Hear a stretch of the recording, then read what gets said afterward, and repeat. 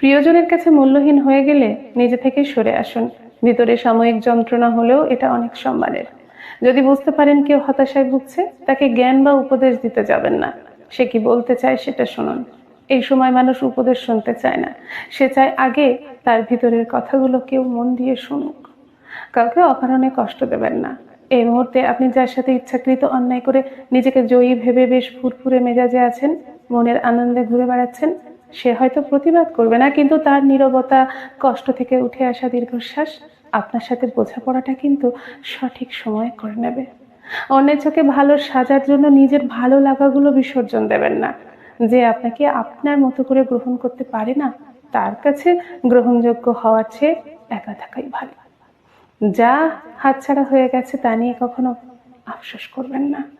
বয়স, শিক্ষা, পদ বা পদবীর দিক থেকে কেউ ছোট হলেও কাউকে ছোট করে দেখবেন না, তাহলে আপনি ছোট হয়ে যাবেন নিজের কাছেই। নিজের অবস্থান নিয়ে বাড়াবাড়ি রকমের আত্মবিশ্বাসী বা অহংকারী হবেন না, কারণ সময় যখন বদলায় উত্তাল সাগরও শুকিয়ে মরুভূমি হয়ে যায়। জায়গায় স্যাক্রিফাইস আর ভুল মানুষের সাথে কম্প্রোমাইজ আপনাকে না দেবে সুখ, না দেবে সফলতা। আপনাকে ডুবানোর ইচ্ছা নিয়ে কিছু লোক বসে আছে, যাদেরকে সাঁতারটা আপনি শিখিয়েছিলেন। মানুষ সিংহের প্রশংসা করে, কিন্তু আসলেই গাধাকেই কিন্তু সে পছন্দ করে। পরের ক্ষতি করার নেশা যদি কাউকে একবার পেয়ে বসে, নিজের অস্তিত্ব ধ্বংস না হওয়া পর্যন্ত তার হুঁশ ফেরে না।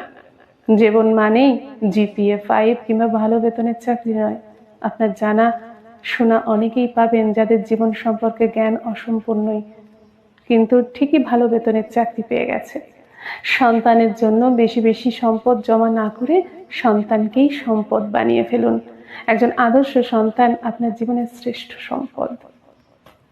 পৃথিবীর নিষ্ঠুরতম সত্য হলো, আপনার উপকারের কথা মানুষ বেশি দিন মনে রাখবে না। কার কাছে আপনি কতদিন গুরুত্ব পাবেন সেটা নির্ভর করবে কার জন্য কতদিন কিছু একটা করার সামর্থ্য আপনার আছে তার উপর। কিছু মানুষ আপনাকে এমনিতেই পছন্দ করবে না, করবে না মানে করবেই না।